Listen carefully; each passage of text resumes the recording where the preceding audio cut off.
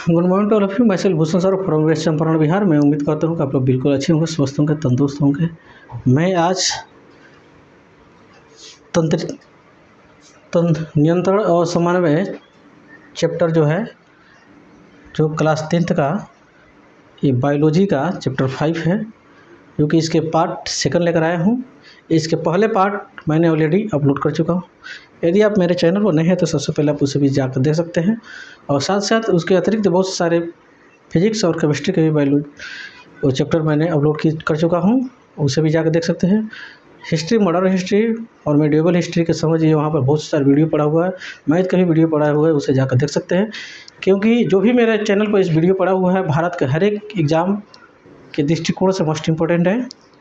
यदि आप उसे देखते हैं तो ज़रूर आपको परीक्षा में लाभप्रद साबित होगा, और उस समय आप काफ़ी खुशी का अनुभूति करेंगे। और साथ ही साथ यदि मेरे चैनल पर आप नए हैं तो सबसे पहले आप मेरे चैनल को सब्सक्राइब कर लीजिए, बेल आइकन को प्रेस कर लीजिए, ताकि आज से जो भी वीडियो मैं अपलोड करूं तो आपके पास पहुंच सके सबसे पहले, और आप उससे लाभ उठा सकें। और साथ ही साथ मेरे इस चैनल को ज़्यादा से ज़्यादा लोगों के बीच में शेयर कीजिए, ताकि उन तक अच्छे से पहुंच सके।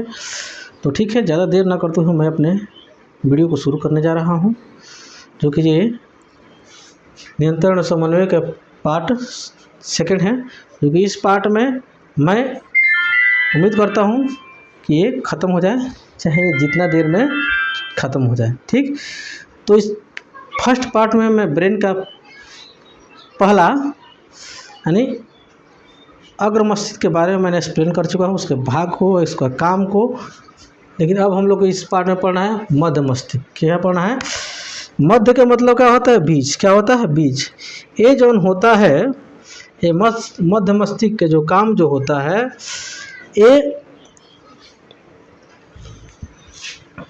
हमारे आँख की जो पेशी हो, ठीक है, ये संतुलन, क्या संतुलन आँख के पेशियों को नियंत्रण करने का काम कौन करता है? मध्य मस्तिष्क। ये संतुलन बनाए रखने का मतलब यह हुआ कि जो भी हमारे बैलेंस है चलने फिरने का, ठीक है, जैसे हम यहाँ पर इकट्ठा है खड़े हैं, ठीक है, इसके बदौलत, मध्य मस्तिष्क के बदौलत। ठीक, आँख चैप्टर में हमने बताए हैं जो भी आँख के मांसपेशियाँ जो भी वर्क करती है, ठीक है, वो किसके बदौलत? मध्य मस्तिष्क के बदौलत। अगर इस चीज़ का ये अगर सही नहीं है तो समझिए संतुलन और आँख के जो पेशियों का जो बैलेंस है उस पर नियंत्रण नहीं कर सकता है। ठीक, अब अगला हम लोग के इम्पोर्टेंट भाग है जिसका नाम है पश्च मस्तिष्क। पश्च मस्तिष्क जो होता है उसके 2 भाग, एक को बोलते हैं अनु मस्तिष्क, जिसको सेरिबेलम के नाम से जाना जाता है। ठीक, तो एक एक करके हम लोग समझ लेते हैं। तो सेरिबेलम जो होता है, ये हम लोग को शरीर का संतुलन, क्या चीज़ करने के लिए? 1 नंबर में संतुलन। ठीक, दूसरा का बाद में ऐच्छिक पेशियों, ऐच्छिक पेशियों, ठीक, की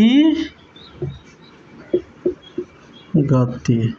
ठीक, अगला काम का है हम लोग का, देखिए पहले इसको हम लोग समझ लें। संतुलन का मतलब यह होता है कि यदि बैलेंस, जैसे आप लोग सर्कस में देखे होंगे कि एक बच्चा चाहे एक आदमी जो है, यहाँ तक कि सर्कस वाला जानवर को भी एक पतले पतले रस्सी पर चला देता है सब, उसी तरह एक वो उसका क्या हुआ है? संतुलन बना हुआ है। किसके चलते है? ये पश्च मस्तिष्क के चलते हैं। पश्च मस्तिष्क में किसके चलते हैं? यानी सेरिबेलम के चलते हैं। ठीक, जिसका ये बैलेंस अगर बना रहता है तो पतले पतले रस्सी पर भी चल जाता है, उसका संतुलन बना हुआ है। ऐच्छिक पेशियों की गति का मतलब क्या होता है? जैसे जो भी हमारे अंदर अंदर जो हो रहा है, ठीक, जैसे चाहे बाहर हो रहा है, अंदर तो नहीं कहेंगे, बाहर कहेंगे। जैसे हम कहें इच्छिक पेशियों का मतलब क्या होता है, जो माने हमारी इच्छा से हो। मन करे तो हम हाथ उठा सकते हैं, मन करे तो हाथ गिरा सकते हैं, मन करेंगे तो चल सकते हैं, मन करे तो नहीं चल सकते। ये हुआ हम लोग कथी हुआ, इच्छिक पेशी हुआ। ठीक, जो शराबी जो होता है ना, उसमें समझिए जो अनुमस्तिष्क यानी सेरिबेलम काम करना बंद कर देता है। कब? जब वो शराब पी लेता है तब। देखिएगा, शराब पीने वाला आदमी कभी बैलेंस में नहीं चलता है, कभी रोड की इधर जाएगा, कभी इधर, कभी इधर, कभी इधर। मैंने समझिए रोड पर वो लहरिया काटते हुए जाता है। कैसे जाता है? लहरिया काटते हुए वो रोड पर चला जाता है। ठीक है, जिसको हम लोग क्या कहते हैं, जब पियक्कड़ कहते हैं, जो दारू पी लिया है, तो उसके समझिए जो अनुमस्तिष्क यानी सेरिबेलम क्या कर रहा है, काम करना बंद हो जाता है। जैसे हम अगला काम इसका क्या है, जैसे हम लोग बोलते हैं, क्या करते हैं, क्या करते हैं, बोलते हैं। इच्छिक पेशी के मतलब, जैसे मान लीजिए कि अभी हो सकता है उदाहरण, जैसे हम कलम पकड़े हुए हैं, सेरिबेलम मेरा सही है तभी हम कलम से अच्छा से पकड़कर हम लिख पा रहे हैं। अगर सेरिबेलम अगर सही नहीं रहेगा तो हाथ से, हमारे हाथ से कलम पकड़ाएगा ही नहीं। जैसे अभी हम बोल पा रहे हैं, हमारे बोलने के जो भी शैली है, अगर सेरिबेलम सही है तो हम क्या कर रहे हैं, सही से बोल पा रहे हैं। जो शब्द हमारे मुंह से निकलना चाहिए वही हम बोल पा रहे हैं। लेकिन अगर वही सेरिबेलम अगर क्या हो जाए, अनबैलेंस हो जाए, तो हमारे मुंह जीभ है क्या, लड़खड़ाने लगेगा, हम सही से नहीं बोल सकते हैं। ठीक है, ये बातचीत हम लोग अच्छा से नहीं कर सकते हैं, तो हम लोग काफ़ी कठिनाई का सामना करना पड़ेगा। ये तो मैं उम्मीद करता हूँ आप अनुमस्तिष्क को अच्छा से समझ गए होंगे। ठीक, अगला है हम लोग कथी है, इसका दूसरा भाग मस्तिष्क स्टेम। क्या है? मस्तिष्क स्टेम। मस्तिष्क स्टेम के दो भाग, एक होता है पोन्स बेरुलाई, दूसरा का होता है मेडुला ऑब्लोंगेटा। ये पोन्स बेरुलाई जो होता है, इसका क्या काम है? पोन्स में बेरुलाई के जो एक काम है बस मात्र, श्वास का नियंत्रण। क्या करना? श्वास का नियंत्रण। श्वास के नियंत्रण के मतलब क्या हुआ, कब सांस लेना है, कब सांस छोड़ना है, हम लोग तो कह के नहीं लेते हैं। ये सांस अंदर जाओ, ये सांस बाहर निकलो, कहते हैं? नहीं कहते हैं, नहीं, लेकिन ये अपने आप ही होते रहता है। तो इसको कंट्रोल कौन करता है? पोन्स बेरुलाई। यही हम लोग को सांस कंट्रोल करने का काम करता है। अगला है हम लोग कौन? Medulla oblongata. मेडुला ऑब्लोंगेटा ये काफ़ी इम्पोर्टेंट ये भाग है ब्रेन का। ये रचना में बेलनाकार रचना का होता है। कैसे होता है? ये बेलनाकार रचना का होता है। यहाँ पर आप लोग सेरिबेलम को आप लोग देख पा रहे हो। ठीक है, पोन्स बेरुलाई का यहाँ पर है, क्या है? पोन्स बेरुलाई है। ठीक है, ठीक है। अब देखिए, बेलनाकार हो गया, बेलन के आकार का ये होता है। अब इसका काम क्या होता है? इसका जो काम जो होता है, ये जो मेडुला ऑब्लोंगेटा जो होता है, मेडुला ऑब्लोंगेटा देख पा रहे होंगे आप लोग, ये मेडुला ऑब्लोंगेटा हो गया। ठीक, ये जो हमने पिंड कर रहे हैं, ये पोन्स सेरिबेलम है। इसका है सेरिबेलम हो गया। सेरिबेलम के नीचे से जो है भाग निकला हुआ है, ये तो हो गया सेरिबेलम, जिसको हम रंग रहे हैं। ठीक, लेकिन नीचे वाला जो भाग जो है, यहाँ से क्या शुरू होता है? Medulla oblongata. मेडुला ऑब्लोंगेटा जो होता है पीछे से होते हुए, यहाँ से आप देख पा रहे होंगे, यहाँ से होते हुए ये स्पाइनल कोड से होते हुए एकदम हम लोग कहाँ तक चले जाता है? कुल्ला तक चले जाता है। कहाँ तक चले जाता है? कुल्ला। यानी टोटल स्पाइनल कोड यानी मेरू रज्जा में फैला रहता है, जिसका नाम है मेडुला ऑब्लोंगेटा। ये ब्रेन का ये भाग हो गया। ठीक, ये बेलनाकार होता है, ये आप लोग समझ गए होंगे। ठीक है, अब इसका काम देखिए। इसका काम जो होता है, इसका काम बहुत अच्छा है। अच्छा में कौन काम है? जितने भी हम लोग, जैसे हृदय की धड़कन, क्या है? हृदय के धड़कन। क्या होगा? पहला काम होगा हृदय के धड़कन। ठीक है। श्वास गति,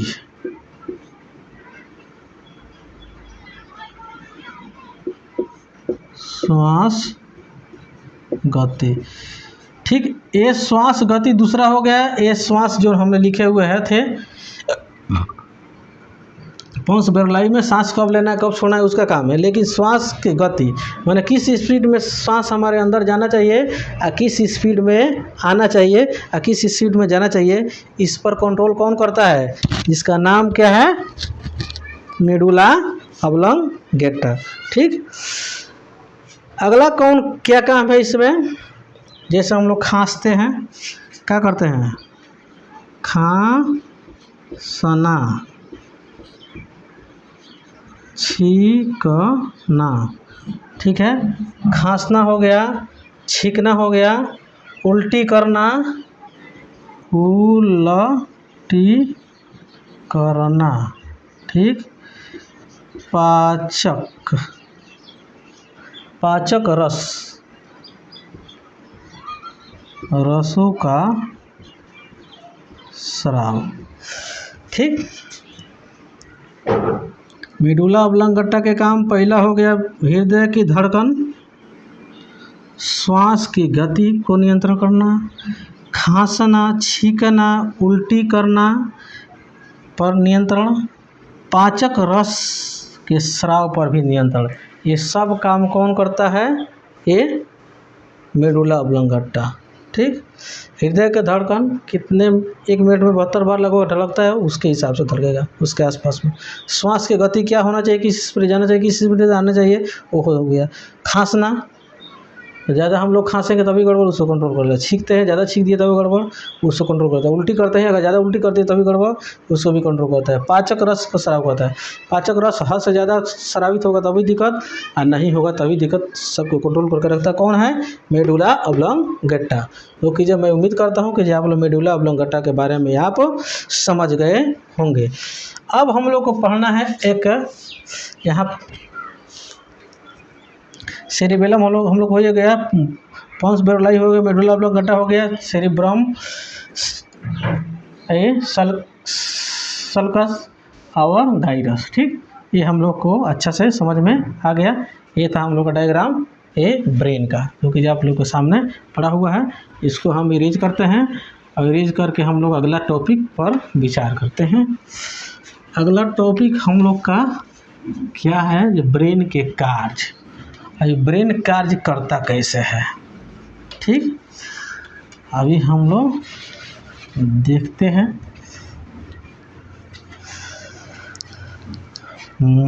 ठीक, मस्तिष्क का कार्य, पहला कार्य देखिए, पहला कार्य हो गया आवेग ग्रहण। आवेग ग्रहण, आवेग ग्रहण से क्या तात्पर्य है? जैसे कोई भी हमको हमारे शरीर में कोई क्या हुआ, घटना हुआ, जैसे मच्छर ही काट लिया। ठीक, अब मच्छर काट लिया, ठीक, तो वो क्या होगा? वहाँ से मैसेज हमारा ब्रेन क्या करेगा? तंत्रिका तंत्र जो है उसको ले जाकर पहुँचा देगा, न्यूरॉन के द्वारा हमारे ब्रेन तक वो पहुँच जाएगा, उसको ग्रहण कर लेगा। तो इसी को हम लोग क्या बोलते हैं? आवेग के ग्रहण बोलते हैं। दूसरा का क्या काम होता है इसका? कि ग्रहण किए गए आवेगों का अनुक्रिया, ग्रहण किए हुए आवेगों का अनुक्रिया। अब मान लीजिए जब मच्छर काटा, मैसेज हमारा तंत्रिका तंत्र के द्वारा गया ब्रेन तक, और जब गया ब्रेन तक, जब मैसेज गया, तो जब जाएगा तो जाहिर से बात है कि वो कुछ ना कुछ उसको जब देखेगा तो ऐसे बात तो नहीं है जो देख के खाली छोड़ दिया, समझ के छोड़ दिया, उसको कुछ ना कुछ उसमें क्या करेगा, जिसको मारना है, मच्छर को भी भगाना है, कुछ ना कुछ निर्णय करेगा। तो उसी को हम लोग क्या करेंगे, ग्रहण किए हुए आवेगों का अनुक्रिया बोलेंगे। ठीक, अगर बात है जो विभिन्न आवेगों का सम, तीसर का है कि विभिन्न आवेगों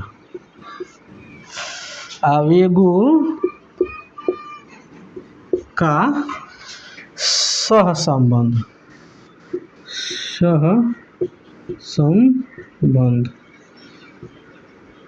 सहसंबंधन तो विभिन्न आवेगों का सहसंबंधन के मतलब क्या होता है, जैसे हम लोग जानते हैं कि अभी हमने कुछ देर पहले बताए हैं कि एक ही साथ हम लोग बहुत से सारे कार्य को करते हैं। क्या करते हैं, एक ही साथ बहुत से सारे कार्यों को करते हैं और सब काम हमारे एक ही साथ हमारे शरीर कर लेता है।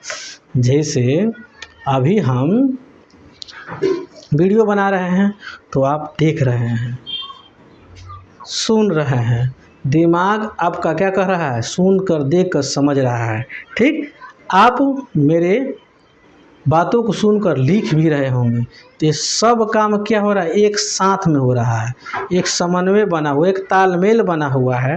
ठीक, समझ में नो, ये अनबैलेंस नहीं है। इसी को क्या बोलते हैं, सह संबंध। विभिन्न आवेगों का क्या करते हैं, विभिन्न प्रकार के आवेग आपको मिल रहा है, विभिन्न प्रकार का मैसेज मिल रहा है, उसको एक ही साथ आपका शरीर अनेकों कामों को कर रहा है। ठीक है, सूचनाओं का भंडारण। चौथा क्या है, चौथा है सूचनाओं का भंडारण। सूचनाओं का भंडारण के मतलब क्या हो, बहुत से सारे बात हमारे दिमाग में चला जाता है, दिमाग में जाकर स्टोर हो जाता है, जमा हो, जब आवश्यकता पड़ता है तो उसको हम लोग क्या करते हैं, उसका इस्तेमाल करते हैं। जैसे हम लोग कोई क्वेश्चन आंसर याद कर लिया तो हमारे दिमाग में है, स्टोर है, जब उसका आवश्यकता पड़ता है तो हम लोग क्या करते हैं, उसका इस्तेमाल कर लेते। इसीलिए इसको सूचनाओं को भंडारण के दूसरा नाम होता है चेतना या ज्ञान के भंडार के नाम से भी जाना जाता है। तो मस्तिष्क का कितने कार्य हो गया, 5, 4 कार्य हो गया। चारों कार्य आप समझ गए होंगे, मैं उम्मीद करता हूँ, क्योंकि आप जो है यहाँ पर जो बैठे हुए हैं काफ़ी आप दिमाग के तेज है, आपका दिमाग के जितने भी पार्ट है सब काफ़ी अच्छा है, खासकर सेरी ब्रह्म। क्या है, सेरी ब्रह्म। अगला है प्रतिवर्ती चाप। क्या होता है,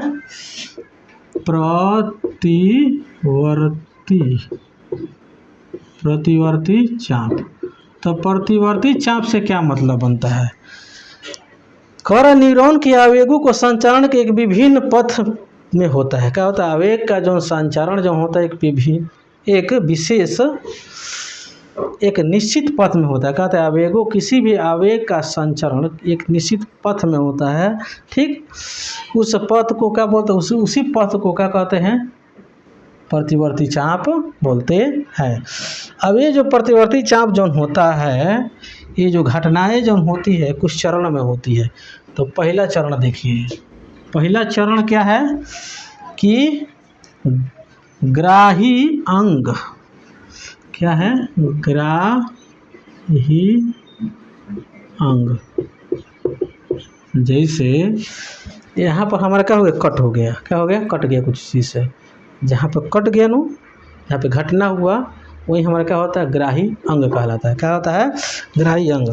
ठीक है, अब देखिए दूसरा का हो गया, क्या हो गया, संवेदना मार्ग। क्या होगा, दूसरा क्या कहती हो गया, संवेदना मार्ग। ठीक, एक ग्राही अंग में जो हमारे जो दुर्घटना हुआ उसको न्यूरॉन के द्वारा, किसके द्वारा, न्यूरॉन के द्वारा जो आवेग लेकर जिस रास्ते से जाएगा, जिस जगह पर ब्रेन तक पहुंचाने के लिए उस मैसेज को, उसी को क्या बोलते हैं? संवेदना मार्ग बोलते हैं। क्या बोलते हैं? संवेदना। जिस रास्ते से, जिस पथ से होकर जाता है वहीं क्या कहलाता है? संवेदना मार्ग कहलाता है। अगला है तंत्रिका केंद्र। तीसरा का क्या है?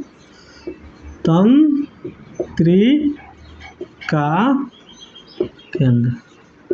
अब देखिए तंत्रिका केंद्र में कौन कौन भाग लेता है? इसमें हम लोग का तीसरा नंबर तंत्रिका केंद्र दिमाग भाग लेता है, यानी मस्तिष्क और साथ ही साथ स्पाइनल कॉर्ड। वहाँ तक ये ग्राही अंग के मैसेज संवेदना मार्ग से होते हुए कहाँ तक पहुँचता है? स्पाइनल कॉर्ड और या ब्रेन तक पहुँचता है। ठीक। और वहाँ पर इसके द्वारा जो ले गए प्राप्त संदेश तो क्या किया जाता है? ग्रहण किया जाता है। इसीलिए इसको ग्राही तंत्रिका तंत्र किसको बोलते हैं? यानी दिमाग को और स्पाइनल कॉर्ड के सामूहिक रूप से क्या बोलते हैं? तंत्रिका केंद्र बोलते हैं। उसका केंद्र वहीं होता है, वहीं तक पहुंचता है। चौथा है हम लोग का प्रेरक मार्ग। क्या है? प्रेरक मार्ग। प्रेरक मार्ग से क्या तात्पर्य है? प्रेरक मार्ग से क्या तात्पर्य है? जो ग्राही अंग का मैसेज संवेदना मार्ग से जो गया है तंत्रिका यानी ब्रेन और या स्पाइनल कॉर्ड के पास गया है। ठीक। अब वो क्या करेगा? कुछ ना कुछ उसमें जजमेंट करेगा। क्या करेगा? कुछ ना कुछ जजमेंट करके क्या करेगा? जिस जजमेंट के बाद में फिर से उस मैसेज को जब फिर से वापस भेजेगा उसी को बोलते हैं प्रेरक मार्ग। ठीक। जैसे मान लीजिए ये क्या हो गया? एक घटना यहाँ पर हुआ, यहाँ से हुआ, जिस रास्ते से होकर गया उसको क्या बोलेंगे? संवेदना मार्ग। अब यहाँ पर समझिए ब्रेन है। अब ब्रेन जो है चाहे स्पाइनल कॉर्ड है, यहाँ से जो बात फिर से वापस सीधा से जाएगा, यही जो मार्ग जो क्या है यहाँ तक जो जाने के लिए प्रक्रिया है वही जो जा रहा है तो ये हम लोग का कहलाएगा? प्रेरक मार्ग कहलाएगा। ठीक है, समझ में आया? अब देखिए अभिवाही अंग। क्या है? अभिवाही अंग। तो चौथा नंबर में चौथा हो गया। पांचवा नंबर में क्या है? अभिवाही अंग। क्या है? अभिवाही अंग हो गया। क्या हो गया? अभिवाही अंग। तो अभिवाही अंग में क्या हो गया? जे प्रेरक मार्ग से होते हुए आवेग अभिवाही अंग में पहुंचते हैं, जहां पर केंद्रक तंत्रिका के तंत्र प्राप्त आदेशों के अनुसार उचित उस पर क्या किया जाता है? अनुक्रिया किया जाता है। जैसे हमने शुरू में ही पहले पार्ट में हमने बताया है कि जैसे मान लीजिए यहाँ पर क्या हुआ? मच्छर काटा। तो मच्छर काटा तो समझिए जहाँ पर काट रहा है उसको हम लोग क्या बोलेंगे? ग्राही अंग हो बोले। ठीक। यहाँ से काटेगा तो ये न्यूरॉन के द्वारा जिस रास्ते से होकर जब जाएगा मैसेज तो उसको बोलेंगे संवेदना मार्ग। अब गया ब्रेन तक, ब्रेन क्या करेगा? कुछ ना कुछ जजमेंट करेगा, करके वापस वो भेजेगा। ठीक। करने के बाद में जिस रास्ते से वापस हो जाएगा उसको बोलेंगे प्रेरणा मार्ग। ठीक। ये प्रेरणा मार्ग जहाँ पर जाएगा, जहाँ पर वो घटना हो रहा होता है, कुछ ना कुछ तो उसका सॉल्यूशन निकाल के भेजे रहेगा उस अंग के पास। उस अंग को क्या बोलेंगे? अभिवाही अंग बोलेंगे। जिस अंग से उसको क्या किया जाएगा? संपादित किया। जैसे मच्छर है, मच्छर क्या किया जाएगा? मारा जाएगा, चाहे भगाया जाएगा। तो ये हाथ हमारा क्या हुआ? अभिवाही अंग हुआ, जिससे काम हो रहा है। ठीक। तो ये था हम लोग को प्रतिवर्ती चाप के पूरा टोटल डिटेल्स। अभी तक हम लोग पढ़ रहे थे किसके बारे में?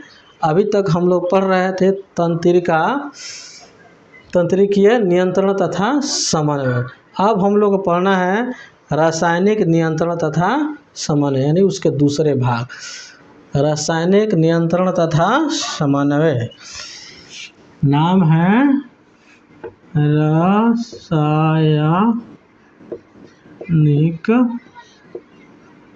नियंत्रण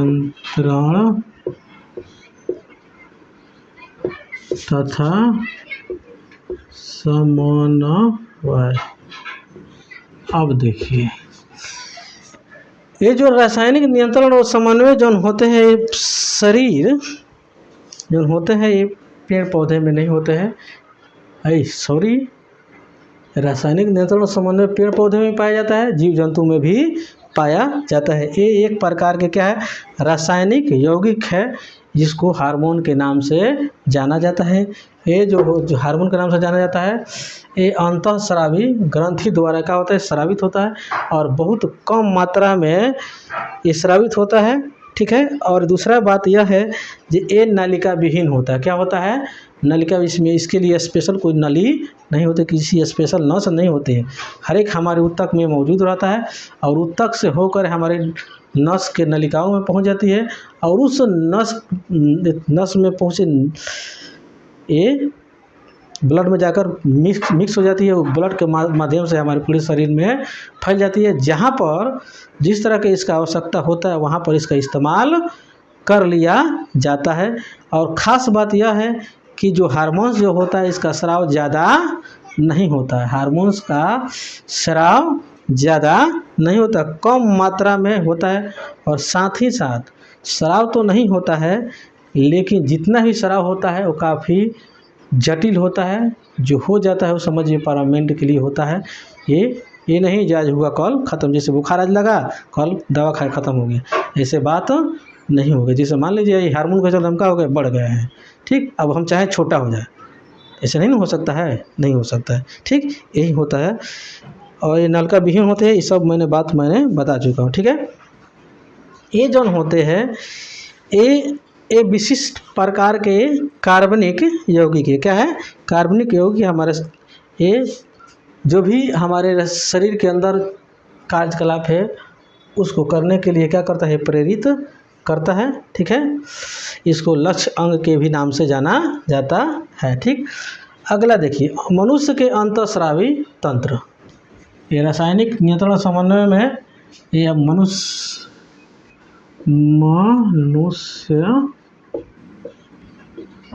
के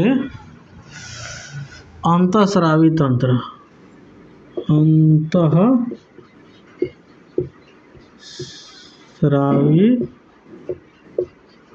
तंत्र। ठीक, मनुष्य के अंतःस्रावी तंत्र में जो है कुछ अंग होता है जो हमारे शरीर में क्या करता है, भाग लेता है, ग्रंथि के रूप में भाग लेता है। पहला अंतः ग्रंथि कौन है, उसका नाम है पिट्यूटरी ग्रंथि। पहला का नाम है पिट्यूटरी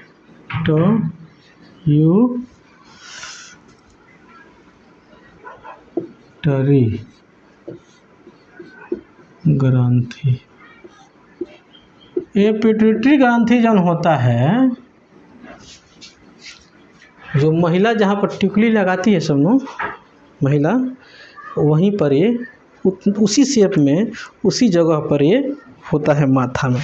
ठीक, ये जो ग्रंथि हमारे शरीर के सबसे महत्वपूर्ण अंतःस्रावी ग्रंथि है, जो कि जो खुद ये अपना वर्क के अतिरिक्त अन्य ग्रंथियों को ये कंट्रोल करके रखती है, जिसे दूसरा नाम पिट्यूटरी ग्रंथि के दूसरा नाम मास्टर ग्रंथि के भी नाम से जाना जाता है। ठीक, ये जो है पिट्यूटरी ग्रंथि जो होता है दो प्रकार के हो जाते हैं। कितने प्रकार का होता है, दो प्रकार के होता है। एक का नाम है अग्रपिंडक,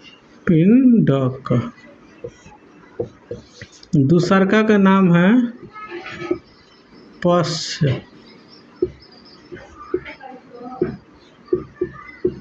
पिंडक। अग्रपिंडक और पश्च पिंडक। अब देखिए अग्रपिंडक के क्या काम है। अग्रपिंडक जो होता है, ये जो जिस व्यक्ति में ये क्या रहता है, ज़्यादा रहता है, एक प्रकार के क्या है, वृद्धि हार्मोन के नाम से जाना जाता है। ठीक, ये जो वृद्धि हार्मोन जो होता है, यानी वृद्धि के करने का मतलब है बड़ा। ये छोटे छोटे बच्चे में अगर समय से अगर सही रहता है तो अच्छा से बच्चा क्या होता है, ग्रोथ कर पाता है, बढ़ पाता है। अगर जिस बच्चा में अगर वृद्धि हार्मोन की कमी हो गया तो समझिए जो उसका लंबाई में बढ़ना काफ़ी मुश्किल हो जाता है, छोटे कद के हो जाए, जिसको बौना के नाम से हम लोग जानते हैं। ठीक, और जिसमें अगर आवश्यकता से अधिक अग्रपिंडक के स्राव अगर हो जाता है तो व्यक्ति काफ़ी लंबा होता है, उसका हड्डी काफ़ी मोटा और मजबूत होता है। ठीक है। और देखिए अग्रपिंडक हो गया। ठीक, ये जो होता है अगला इसका काम है अग्र पिंड के जो शुक्राणु और अंडाणु, पुरुष में शुक्राणु पाया जाता है, अब महिला में क्या पाई जाती है, अंडाणु पाई जाती है। इनको नियंत्रण करने का भी काम किसका है, किसका, अग्रपिंड। यानी किसी भी व्यक्ति को लंबाई बढ़ाने में, यानी किसी बच्चे को लंबाई बढ़ाने में काम इसके रहता है। अगर नहीं रहे तो घट जाता है, लंबा होगा यानी नाटुर हो जाएगा। अगर पुरुष है तो उसमें शुक्राणु के नियंत्रण करने में, महिला है तो उसका अंडाणु को नियंत्रण करने में मुख्य रोल रहता है किसका, अग्र पिंडक के। पश्च पिंडक जो होता है, इसका जो है पश्च पिंडक द्वारा स्रावित हार्मोन शरीर के जल संतुलन बनाने में, शरीर में जो भी जल है उसको बैलेंस बनाने में किसका, पश्च पिंडक के काम होता है। जैसे ही शरीर में पानी की कमी होती है तो समझिए पश्च पिंडक के द्वारा हम लोग प्यास का महसूस करते हैं और हम लोग पानी पीते हैं। ठीक, ये था हम लोग को पिट्यूटरी ग्रंथि। दूसरा हम लोग का थी है थायराइड ग्रंथि। क्या है दूसरा नंबर, क्या है, थायराइड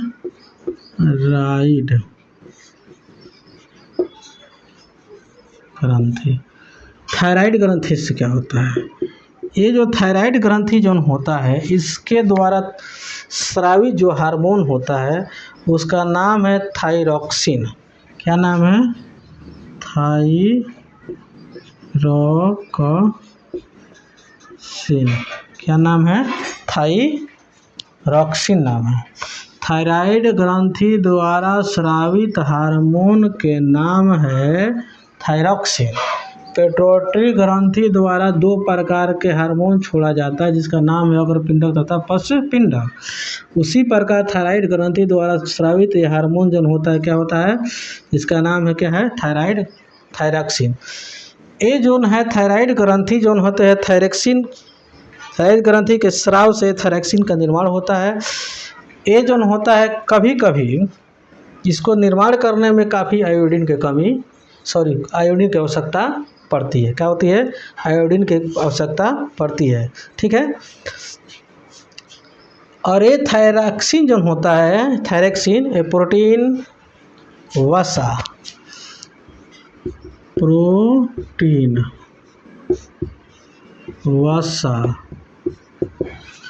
हो गया, वसा हो गया। ठीक, इसका उपापचय में नियंत्रण करता है। प्रोटीन और वसा के उपापचय में नियंत्रण अगर करता है तो थायरॉक्सिन करता है। कौन, थायरॉक्सिन हार्मोन्स करता है। ठीक है, ये क्या समान रूप से विशेषकर ये हड्डियों को और बालों को वृद्धि विकास करने में थायरॉक्सिन काम आता है।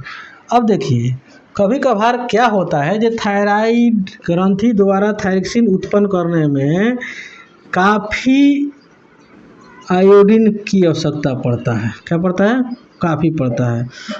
और इसको उत्पन्न करने में आयोडीन का जैसे अभाव होता है तो इस पर क्या होता है, जोर पड़ता है थायराइड ग्रंथि पर। और वहीं थायराइड ग्रंथि पर जैसे जोर पड़ता है तो एक प्रकार के रोग उभर के आता है जिसको बोलते हैं घेंघा रोग। क्या बोलते हैं, घेंघा रोग। ठीक है, वो गला पर होता है। गला क्या होता है, थोड़ा सा ये फूल जाता है। ठीक, तो किसके कमी से ही हो जाता है, ये थायराइड ग्रंथि में को आयोडीन समय से नहीं मिला जिसके चलते इसको बनाने में वो किस बीमारी को उत्पन्न कर लिया, घेंघा रोग को। ठीक, तो इसीलिए हम लोग को हर हमेशा आयोडीन युक्त नमक खाना चाहिए ताकि थायराइड ग्रंथि को थायरॉक्सिन बनाने में कोई दिक्कत ना हो। और दिक्कत जब नहीं होगा तो आने वाला समय में हम लोग घेंघा रोग भी नहीं होगा। तो आप लोग देखे होंगे कि हर एक नमक के पॉकेट पर लिखा होता है आयोडीन युक्त नमक। अगला है पाराथायराइड ग्रंथि। क्या नाम है, तीसरा नंबर है पाराथायराइड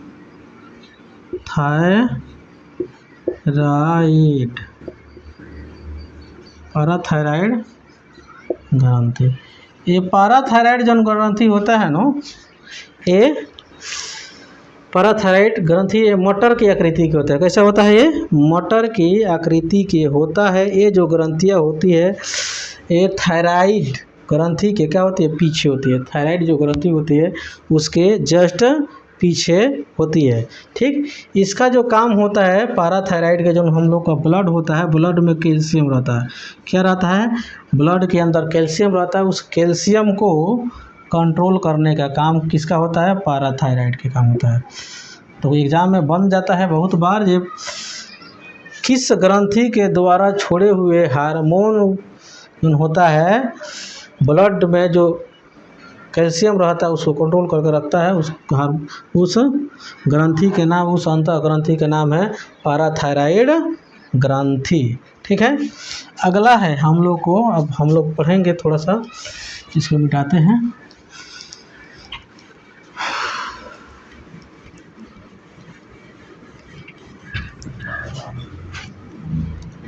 अगला है हम लोग को एड्रिनल ग्रंथि। क्या है,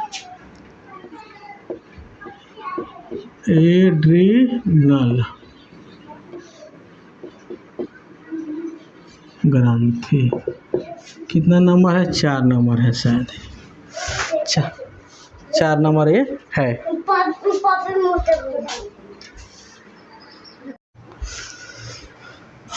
एड्रिनल ग्रंथि, एड्रिनल ग्रंथि जो होता है, एड्रिनल ग्रंथि इसको सुप्रारीनल ग्लैंड के नाम से जाना जाता है। किस नाम से, सुप्रारीनल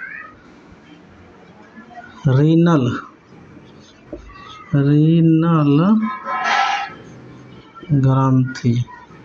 ये जो होता है एड्रिनल ग्रंथि को, एड्रिनल ग्रंथि जो है इसको सुप्रारीनल ग्रंथि के नाम से भी जाना जाता है। ये जो होता है, जो अंदर के भाग होता है, ये जो होता है ये एड्रिनल ग्रंथि, ये दोनों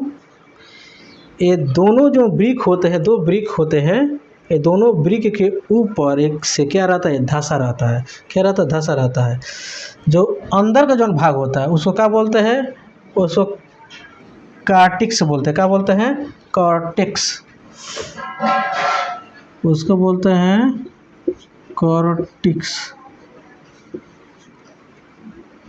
उसको बोलते हैं कॉर्टिक्स। और जो अंदर का जो भाग होता है उसको बोलते हैं क्या, मेडुला, मेडुला। तो एड्रिनल ग्रंथि जिसका दूसरा नाम है सुप्रारीनल ग्रंथि, जो ये जो होता है ब्रिक के ऊपर क्या रहता है, धसा रहता है। इसके जो बाहरी भाग होता है, ये ग्रंथि का, एड्रिनल ग्रंथि का जो बाहरी भाग होता है उसको बोलते हैं कार्टिक्स, और जो अंदर के भाग होता है उसको क्या बोलते हैं, मेडुला। ये जो दोनों का काम होता है, ये एक दूसरे से क्या रहता है, भिन्न रहता है। क्या होता है, भिन्न, जिसको हम यहाँ पर एक्सप्लेन हमने लिखने की कोशिश किया है। ठीक, इसका टोटल नाम हो एड्रिनल कॉर्टेक्स द्वारा स्रावित हार्मोन एवं उनके कार्य। उससे कौन हार्मोन निकलता है, उसका क्या काम होता है, इसके बारे में हम लोग जानने का प्रयास करेंगे। ठीक है, तो पहले फर्स्ट में हमने लिखा है ग्लूकोकार्टिक्वाइड्स। ये जो होता है, ये भोजन के, पहला काम तो भोजन के उपापचय। कौन काम, ये पहला काम भोजन के उपापचय,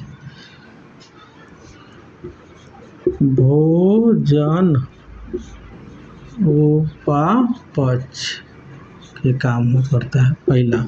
ठीक, दूसरा का जो है, जो हम लोग कार्बोहाइड्रेट, भोजन में क्या रहता है, कार्बोहाइड्रेट रहता है, वसा रहता है, प्रोटीन रहता है, इसको ये उपापचय के काम करता है।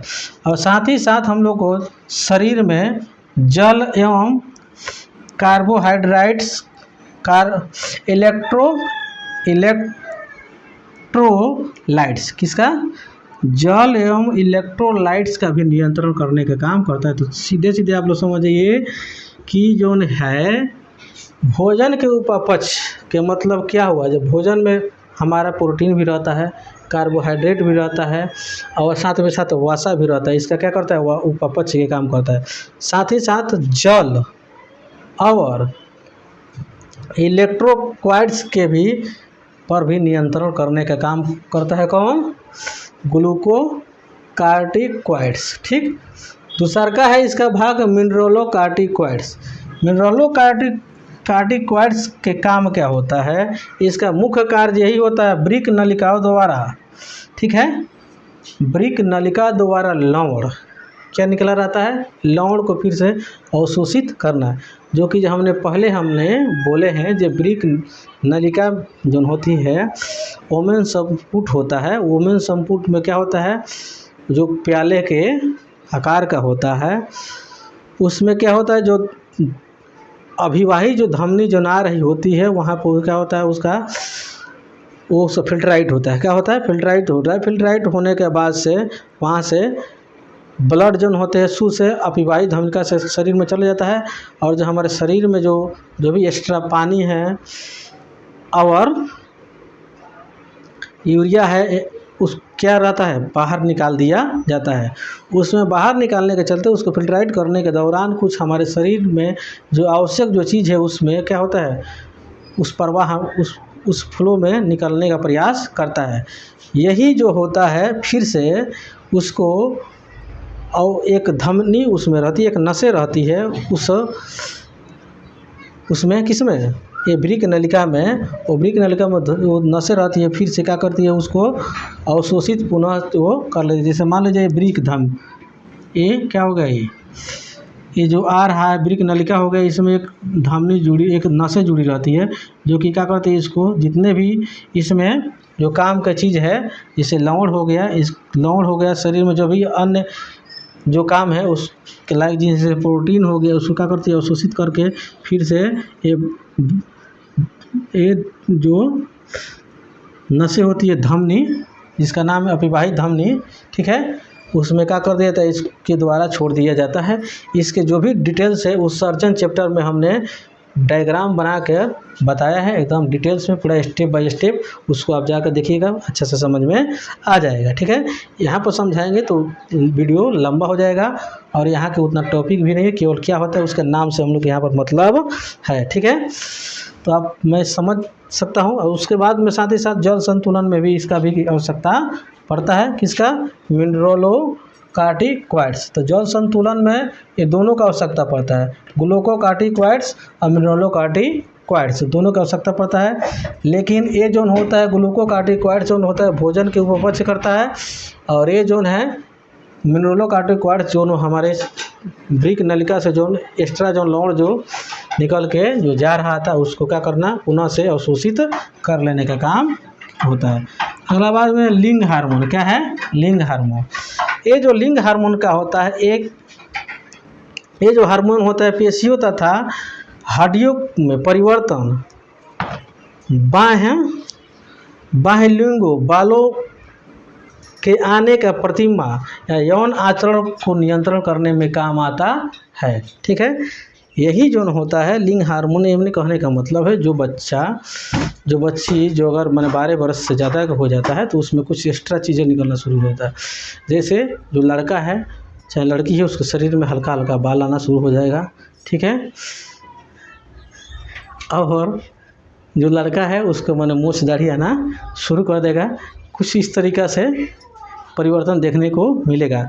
इसका भी डिटेल्स मैं जब हम इसके अगले जो चैप्टर जनन हम पढ़ाएंगे तो आप लोग समझ जाएंगे, जो इसको पूरा डिटेल्स में आप लोग को बता दिया जाएगा ये क्या होता है। ठीक है, लिंग हार्मोन इतना ही समझिए, जो उसमें उसके शरीर में 12 वर्ष के बाद में आप समझ पाते होंगे ज़रूर, जो 12 वर्ष के बाद में जो भी क्योंकि घटना ये आपके साथ भी होगा, 12 वर्ष के बाद में जो भी आपके शरीर में परिवर्तन हुआ वो समझिए किसके चलते हुआ है, ये लिंग हार्मोन के चलते हुआ है। एक विपरीत लिंग वाले एक दूसरे की तरफ आकर्षित होता है, एक किसके चलते, ये लिंग हार्मोन के चलते ही होता है। अगला हम लोग का टॉपिक है एड्रिनल मेडुला द्वारा स्रावित हार्मोन एवं उनके कार्य। तो उसका ये 2 प्रकार के ये क्या करता है, ये हार्मोन छोड़ता है। पहला का नाम है एपिनेफ्रिन, क्या नाम है, एपिनेफ्रिन। ये जो होता है कभी कभी इसे एड्रेनिन के भी नाम से जाना जाता है। किसके नाम से जाना जाता है, एड्रेनिन के भी नाम से जाना जाता है। एड्रीनीन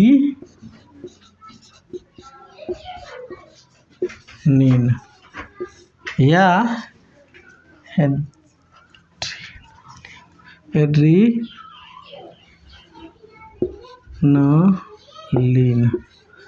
या एक और भी नाम है इसका एड्रीनीन, एड्रीनीन। ये 3 नाम है। एपिनेफ्रिन का कितना नाम है? 3 नाम है। एक एपिनेफ्रिन, एक एड्रीनालिन, एक एड्रीनीन। ठीक, ये 3 नाम से क्या होता है, जाना जाता है। इसका जो काम है, जो शारीरिक, इसका शारीरिक तनाव या मानसिक तनाव, मानसिक नहीं होगा, मानसिक तनाव, मानसिक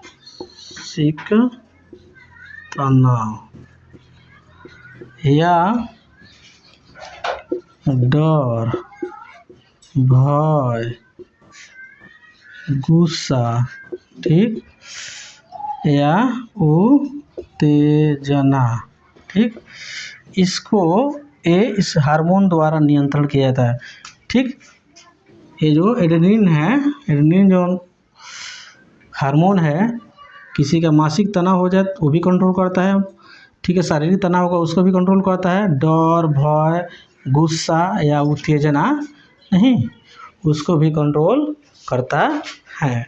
जैसे कीजिए, बहुत ऐसे कीजिए, अपोजिट लिंग वाले देह को क्या करता है, एक दूसरे को आकर्षित होने का प्रयास करता है, लेकिन यही जो है क्या करता है, कंट्रोल कर लेता है, नहीं तो मामला क्या हो सकता था, गड़बड़ा सकता था। ठीक है, अगला देखिए, दूसरा इसका नाम है नॉरएपिनेफ्रिन। क्या नाम है? दूसरा का जो हार्मोन है, ये उसका नाम है नॉरएपिनेफ्रिन। ये जो होता है, इसका काम देखिए, इसका जो काम है, ये हमारे ये समान रूप से हृदय की उत्तेजनाशीलता, ठीक है, सब संकुचनशीलता को तेज करता है। जैसे हमारा हृदय क्या करता है, कभी बढ़ता है कभी छोटा होता है, यानी क्या होता है, संकुचित होते रहता है। ठीक है, उसको कंट्रोल करने का काम ये करता है। दूसरा का क्या काम है, इसका रक्तचाप, क्या है, रक्तचाप पर भी इसका कंट्रोल रहता है। ठीक है, माने ज़्यादा बीपी बढ़े नहीं, ज़्यादा बीपी घटे नहीं, इसको भी कंट्रोल करने का काम ये करता है। ठीक है, तो नॉरएपिनेफ्रिन के भी काम आप लोग समझ गए होंगे। ठीक है, अब देखिए, अब अगला हम लोग को है एक और टॉपिक बचा हुआ है, जिसको हम लोग ख़त्म करके इस वीडियो को समापन की दिशा में लेकर जाते हैं। अगला है हम लोग को, अगला अग्नाशय, क्या है, अग्नाशय के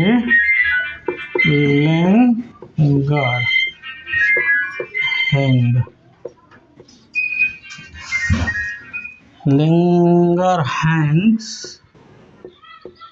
के दीपिकाएं,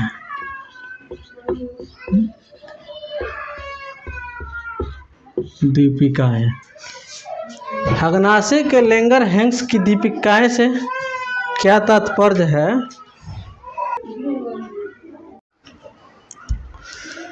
अग्नाशय के लैंगरहैंस की दीपिकाएं, ठीक, ये जो होती है हल्के पीले रंग की होती है। कैसी होती है? ये हल्के पीले रंग के अग्नाशय के लैंगरहैंस की दीपिकाएं जो होती है हल्के पीले रंग होती है। ये जो अवस्थित होते हैं, ये आमाशय और ड्यूडेनम के बीच में अवस्थित होती है। क्या होती है? ये आमाशय और ड्यूडेनम के बीच में अवस्थित होती है। ये जो होती है, एक एक विशेष प्रकार की कोशिका के बनी होती है। क्या होती है? एक विशेष प्रकार की कोशिका के बनी होती है जिसको लैंगरहैंस की दीपिकाएँ बोलते हैं। क्या बोलते हैं? लैंगरहैंस की दीपिकाएँ बोलते हैं। इसका जो काम होता है, जो हमारे ब्लड जो होता है, ब्लड में क्या रहता है? ग्लूकोज रहता है। ग्लूकोज को नियंत्रण करना। क्या करना? ग्लूकोज को नियंत्रण करना। यदि ग्लूकोज के अगर नियंत्रण ये नहीं करता है तो समझ जाइए कि आने वाले समय में हमारे शरीर में ज़्यादा क्या बनेगा? वो शुगर बनेगा। क्या बनेगा? शुगर बनेगा। ठीक। और हमारे शरीर में शुगर की मात्रा बढ़ जाएगा, जिसके चलते हमें काफ़ी कठिनाइयों का सामना करना पड़ेगा। ठीक। और दूसरा खास बात यह है कि जब शुगर बढ़ जाएगा, मधुमेह की बीमारी हम लोग को हो जाएगा, तो उसमें एक सुई लेना पड़ता है जिसका नाम है इंसुलिन। क्या नाम है? इंसुलिन की सुई हम लोग को लेना पड़ता है। और डॉक्टर ये चीनी खाने से मना कर देता है। ये था हम लोग को अग्नाशय के लैंगरहैंस की दीपिकाएँ के काम। ये एक प्रकार के क्या है? ये कोशिका है जो कि जिसका नाम है लैंगरहैंस की दीपिकाएँ। ठीक। अब देखिए अगला है जनन ग्रंथि। क्या है? ये 5 नंबर था, ये 6 नंबर है। जनन ग्रंथि। जनन ग्रंथि से क्या तात्पर्य है? ठीक। कह रहा है, देखिए ये जो होता है ये अंतःस्रावी ग्रंथि द्वारा ये सभी घटनाएं हो ही रही है। पहला पढ़ना है हम लोग को जनन ग्रंथि में एक होता है अंडाशय।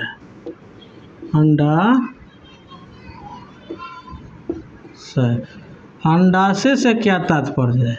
अंडाशय से एक किसमें होता है? एक अंडाशय के द्वारा हार्मोन का स्राव होता है। क्या होता है? अंडाशय के द्वारा एक हार्मोन का स्राव होता है जो कि ये बालिकाओं के शरीर में यौन अवस्था को क्या करता है? वो यौन अवस्था में होने वाले विभिन्न प्रकार के परिवर्तन होने वाले क्या है? हार्मोन है। ठीक है, जिसको अंडाशय के नाम से जाना जाता है। ये जनन ग्रंथि में ही आता। जनन ग्रंथि द्वारा ये छोड़ा हुआ ये क्या है? एक हार्मोन है। ठीक। दूसरा का हम लोग क्या है? वृषण। क्या है? वृषण। वृषण जो देखिए कह रहा है, वृषण द्वारा स्रावित हार्मोन एंड्रोजेंस। क्या नाम है?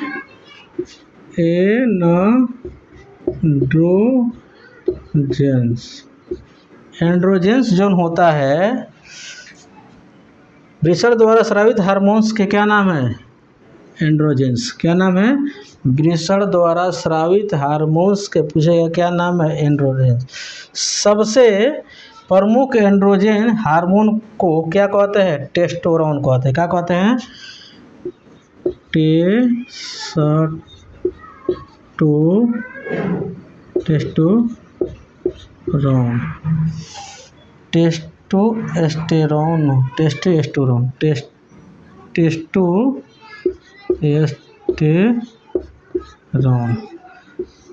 टेस्टोस्टेरोन। ये सबसे प्रमुख एंड्रोजन जो होता है उसका क्या नाम है? टेस्टोस्टेरोन। ठीक है। यह जो हार्मोन जो होता है पुरुष के लैंगिक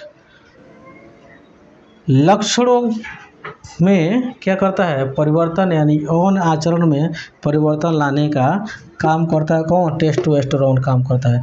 ठीक है। तो अंडाशय और वृषण ये जितने भी जनन ग्रंथि जितने भी इसके बारे में है, इसके अगले चैप्टर में हम लोग इसके कंप्लीट रूप से इसके डिटेल्स हम लोग पढ़ेंगे। इसमें केवल इसका थोड़ा थोड़ा एक समझिए एक सारांश टाइप का था, इसको हम लोग जाने। तो मेरे वीडियो में शुरू से अंत तक बने रहने के लिए बहुत बहुत धन्यवाद। ठीक। यदि वीडियो मेरा अच्छा लगा हो तो आप लाइक कर सकते हैं, बेल आइकन को प्रेस कर सकते हैं और मेरे वीडियो को लाइक कर सकते हैं और मेरे वीडियो को ज़्यादा से ज़्यादा अपने रिश्तेदारों और दोस्तों के बीच में शेयर कर सकते हैं, क्योंकि इस वीडियो को बनाने में बहुत समय लगता है, बहुत ज़्यादा मेहनत करना पड़ता है। ये यहाँ पर इस चैनल पर आपको फ्री ऑफ कॉस्ट प्रोवाइड करा दिया जाता है। जो कीजिए केवल आपका यही काम है, थोड़ा सा 2 मिनट दीजिए मेरे लिए, जो कि हमने आपको इस 2 घंटा का वीडियो बनाने में लगभग में हमने समझ लीजिए बहुत सारे समय दिए है, तब जाके वीडियो तैयार होता है।